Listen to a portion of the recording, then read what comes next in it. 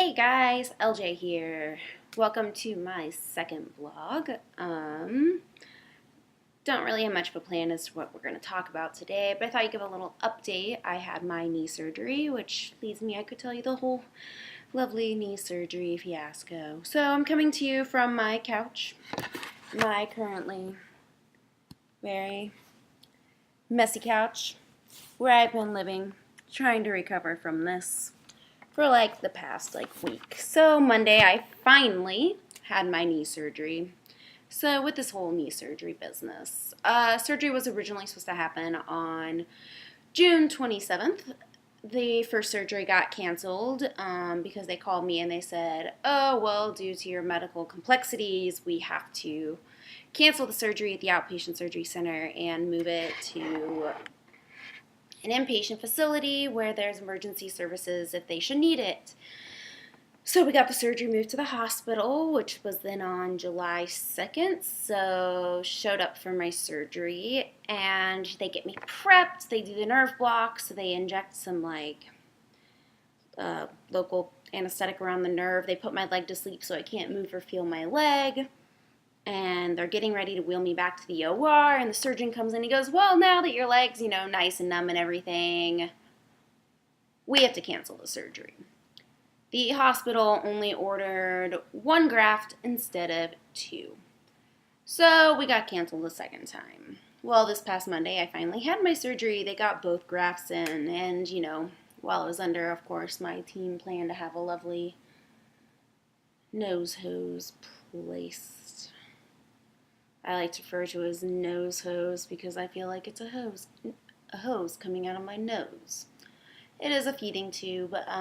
They're placed by my team in order to help prevent a relapse. Traditionally, after surgeries, I tend to relapse into my anorexia, so we're being proactive this time. And so far, all is going good. I'm keeping up with my nutrition intake and having to rely on this sucker very little, which is good. The knee surgery, so they went in. As you can see, they made an incision from here to here. Then I have a little puncture here, and then another one on the other side about here. They went in, they used a cadaver graft, and they screwed it into my kneecap, and then they brought it down and screwed it into my femur. As you can see, I've got all of this, lovely bruising here, right here. The other side looks pretty similar. My thigh is also very, very swollen. Not sure why my thigh is swollen. And then I have bruising on the side of my calf as well. My leg shouldn't be this swollen, but it is this swollen. So for now, we're just watching it.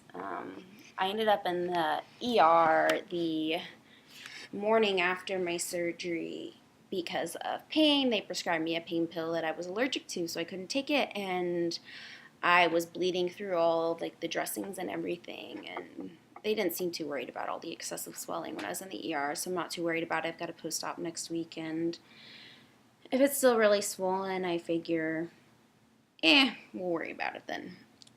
Next week I've also got an appointment with the adult congenital heart disease specialist in St. Louis, so that's about a 4.5, 5-hour trip from here to there. I'll have a scan, and then I'll see the doctor, and we'll talk about the hole in my heart and what needs to be done there.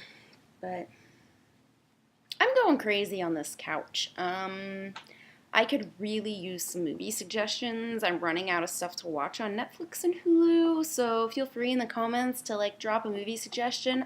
I would love it. Or a joke or something. I am getting bored and I don't even know what to talk about in this vlog. But wanted to give you guys an update. Surgery finally happened. Hopefully with the surgery it'll be able to slow down the progression of my arthritis since I'm too young to have a knee replacement. The goal is to slow down the progression and just alleviate some of the pain. It obviously cannot reverse any of the arthritis, but hopefully my kneecap will track better and it will just, help with some of the pain, at least make it so my knee's not giving out as much. Not really sure what to expect. It's considered experimental. Usually the surgery is only done with the ligament on one side, so not they don't usually put the cadaver ligament on both sides of the kneecap, but this doctor's done it in one other patient with ehlers-danlos syndrome and had some good luck with it, so he's hoping it would work for me as well. I don't know what to expect. The recovery from this surgery has been really hard compared to the other, like 24 I've had.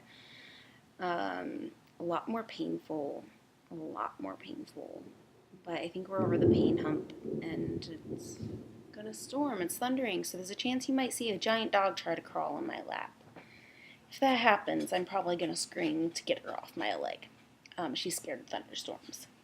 Aren't you, Razzie? Yes. But